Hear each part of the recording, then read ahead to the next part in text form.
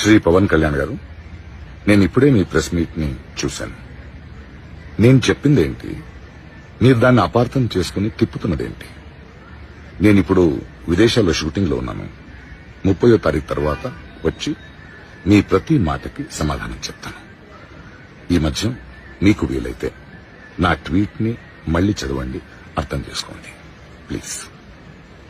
గౌరవనీయులైన ప్రకాష్ రాజ్ గారు, నేను కూడా మిమ్మల్ని సూటిగా ఒకటే ఒక ప్రశ్న అడుగుతాను.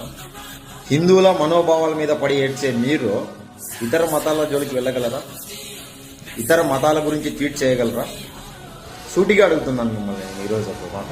ప్రకాష్ రాజ్ గారు, పవన్ కళ్యాణ్ గారు చెప్పింది మీకు అర్థం కాలేదనుకుంటా. సహనంగా ఉన్న చోట చెప్పు దెబ్బలు తగలవని విర్రవీగే నా కొడుకులు ఎక్కువ ఈ లోకంలో. అది కొద్దిగా అర్థం చేసుకోండి. మీరంటే మాకు చాలా గౌరవము, చాలా రెస్పెక్ట్. మీరు ఆ రెస్పెక్ట్ ని కోల్పోకండి, దయచేసి చెప్తానండి. అదేంటో మరి మెగా కుటుంబం చేసుకున్న దౌర్భాగ్యమో ఏంటో అర్థం కావడం లేదు. మెగా కుటుంబం మీద పడి ఏడుస్తుంటారు అందరూ కూడా. అది కూడా మెగా ఫ్యామిలీ సపోర్ట్ తీసుకుని పైకి వచ్చిన వాళ్ళు కూడా ఈ మధ్య రీసెంట్లీగా చూస్తున్నాం. ఆల్రెడీ ఒకరు ప్రూవ్ అయినారు. ఇప్పుడు ప్రకాష్ రాజ్ కూడా ఆ విషయంలో ప్రూవ్ అవుతారు అని అనుకుంటున్నా. కాకూడదని నేను మనస్ఫూర్తిగా కోరుకుంటున్నాను. ఎందుకంటే మీరు మంచి గొప్ప నటులు.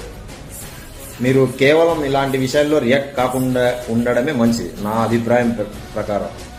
జై శ్రీరామ్, జై జనసేన, జై హింద్.